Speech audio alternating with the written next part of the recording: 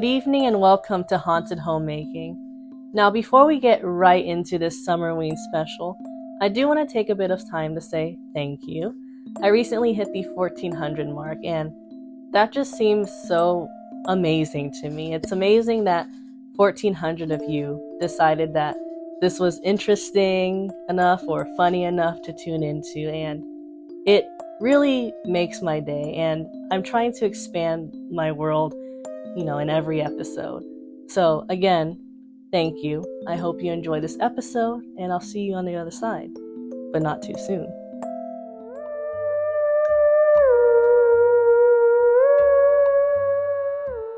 I don't understand how I could be a famous writer, but nobody knows what books I have written. Well, you're more known for other pursuits. Here's a hint. You're a dad. Am I a good dad? Well, But how did I raise my children? With an axe. Someone's here. Who the hell is that? Robert Geist. What? you know the rules, Bobby. No swearing. It's not a swear, it's a place. Go sit in a timeout. Huh.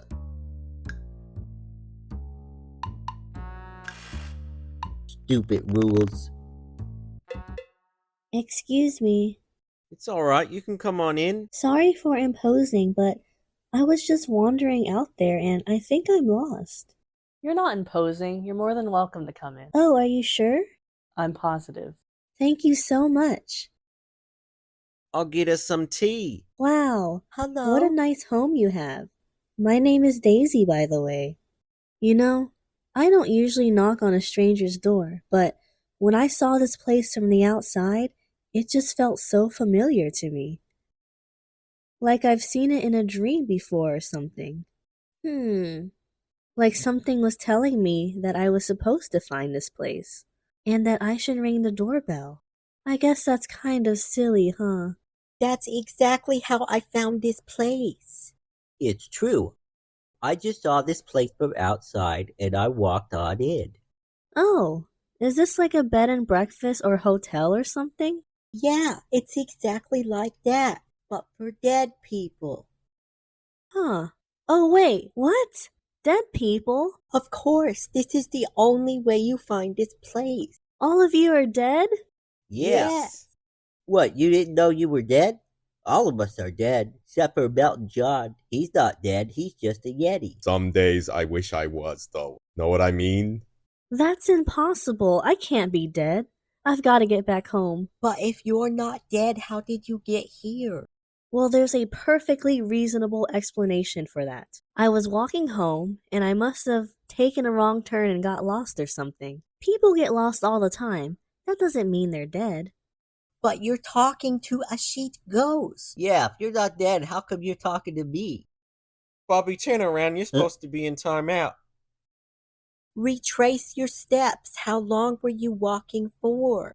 Before that, it's a little fuzzy. That's okay, Daisy. You don't have to think about it. Why don't you just take a rest here for a bit? Yeah, that seems quite nice, thank you. I think I'll do that. But are you sure? We insist. Well, okay, but just for one night. After that, I must be getting home. I'm not really dead, am I? Nah. Summerweed, Summerweed, Summerweed, Summerweed, Summerweed, Summerweed, Summerweed, Summerweed. Oh? What are you guys doing? Oh, hi, Hello. Daisy. We're celebrating Summerween. Summerween? What's that? It's like Halloween, but in the summer. Yeah. Oh, but I thought Halloween was in the fall. Hey, Shows what you know. Halloween might be in the fall, but Summerweed is in the summer. So go home and get your shine box. My what? Who's ready to carve the jack-o'-melon? me, I want to. me. Alright, everyone, let's get this jack-o'-melon started. First off, is everyone's hands clean? Bobby, is your hands clean? Uh, Go wash your hands, Bobby. No, they're clean. Alright, so what do we think Are this they thing clean should or look not? like? I got this, step back. You should put a circle there, and one right there. No, it should be a scary face. It's a jack-o'-melon. Geez Louise. Why don't we ask our guest? What do you think it should look like? Well, a scary face sounds fine to me. Well, Bobby, democracy says it's gonna be a scary one. When I'm king, there will be no democracy. Okay, thank you, Bobby. Let's get started.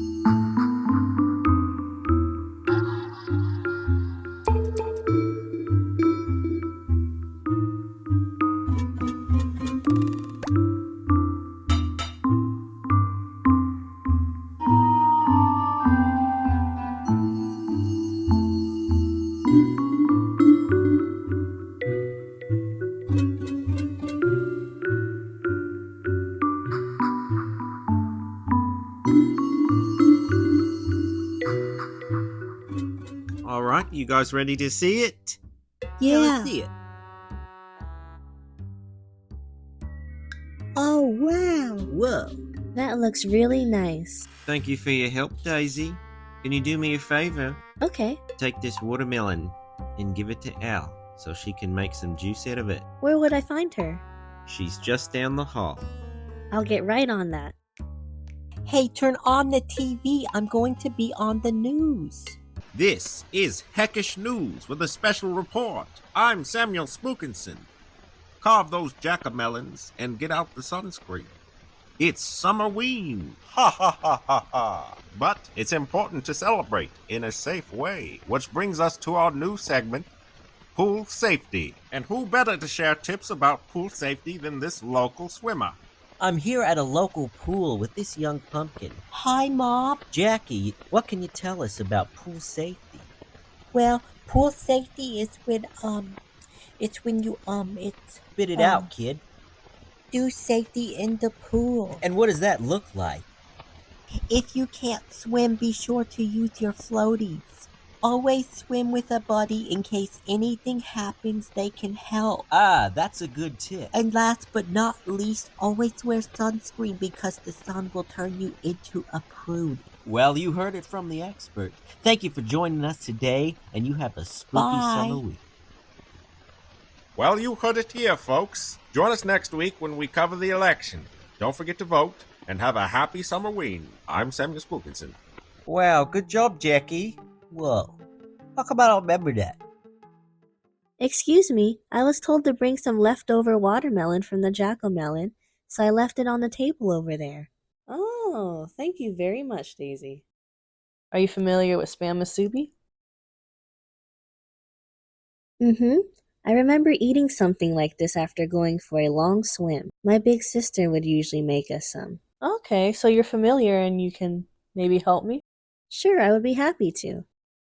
When it comes to spam masubi, there's really only one star ingredient, and that is our can of spam. Now, I have my can of spam here and ready to go. Now, I know you may feel some type of way about canned meat, but I promise you, in this recipe, once you put everything together and really customize it, you'll end up with a nice hearty treat. And with that being said, let's begin.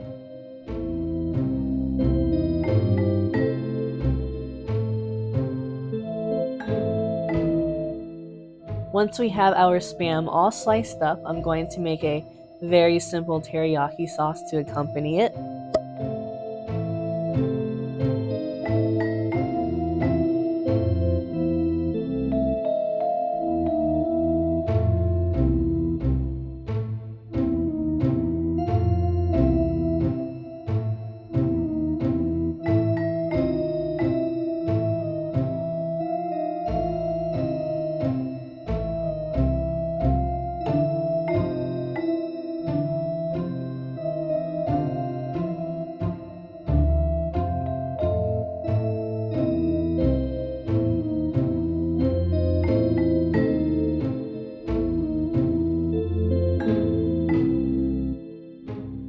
going to put that to the side. Now I'm going to add another component to the spam musubi, which is optional. It's going to be some egg. So I'm just going to whisk up some egg here and then go ahead and fry it and add it to my spam musubi. So you are more than welcome to add some seasoning to your egg, but I'm just going to leave it as is.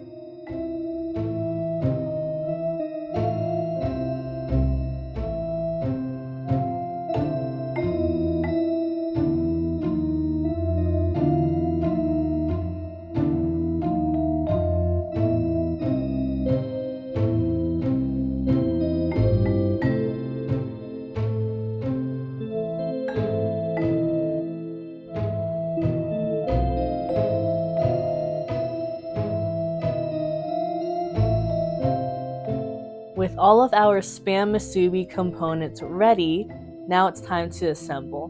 Now when it comes to assembling, it's really easy, and to get the perfect spam musubi, all you really need is its own can and some seaweed.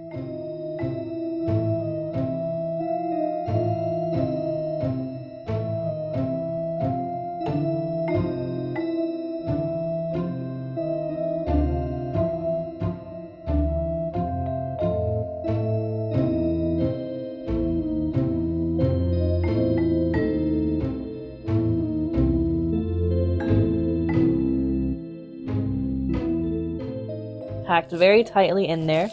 Next we are going to add the egg, which we cut to size using using this can.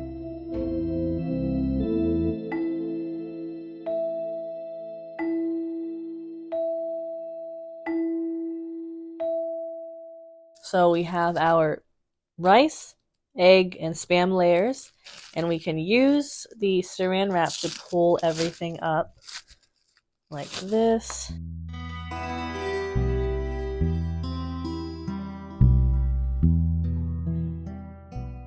Get our nori, which is just a seaweed sheet here. I'm just going to cut this to size.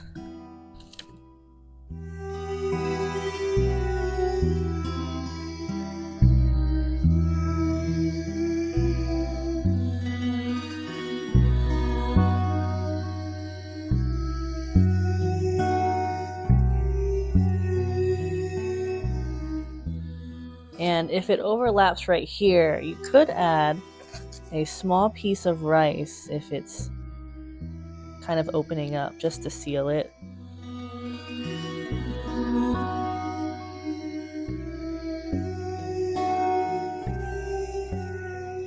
So let's say that you are not a fan of spam, and even after the spam musubi, maybe spam is still a daunting task. But we can always make onigiris, which are just rice balls filled with whatever you want, so they're super customizable. Let's go ahead and get started with seasoning the rice, which is just some rice vinegar, sugar, and salt.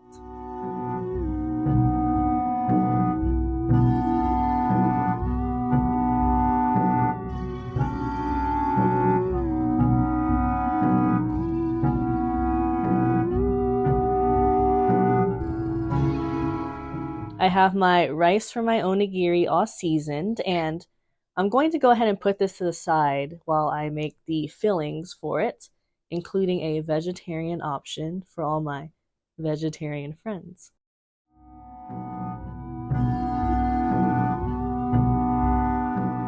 Starting off, I'm sauteing garlic, then making a simplified teriyaki sauce with equal parts mirin, sake, soy sauce, and a bit of sugar. With your mushrooms or vegetables of choice, you'll cook everything together.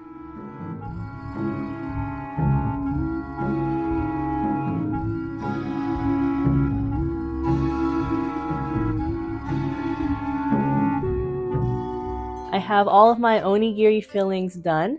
I have teriyaki mushrooms, I have some shrimp tempura, and some salmon.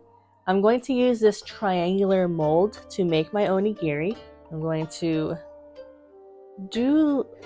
I'll fill mine halfway with some rice.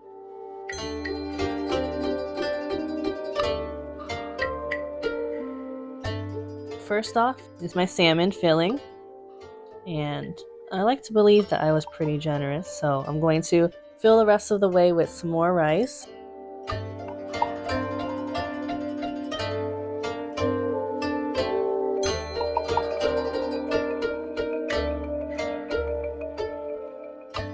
We have our tightly packed molds here, and I'm going to use the back of it to kind of make it even more dense.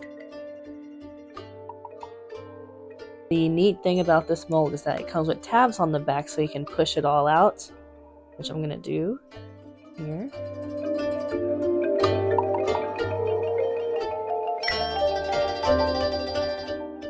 Now I'm going to finish the rest of my onigiri with all of my other fillings.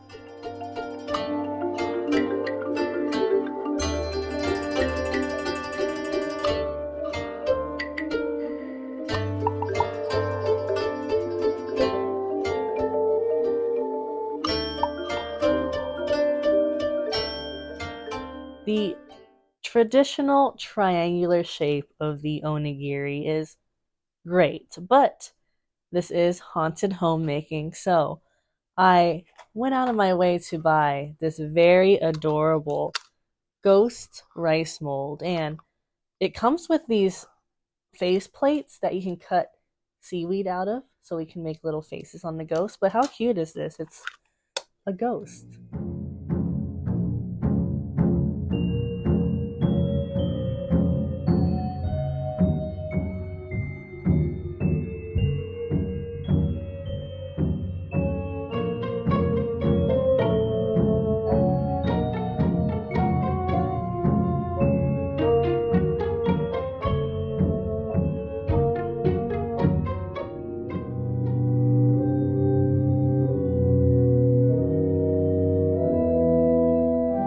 We are finally done with the spam masubi and the onigiri, and they are looking so delicious, and I had a lot of fun making them too, especially using the new ghost mold I got. What do you think, Daisy? They were so fun to make, and I can't wait to try them. Thank you, and thank you for your help. How about we get these to the others? Absolutely.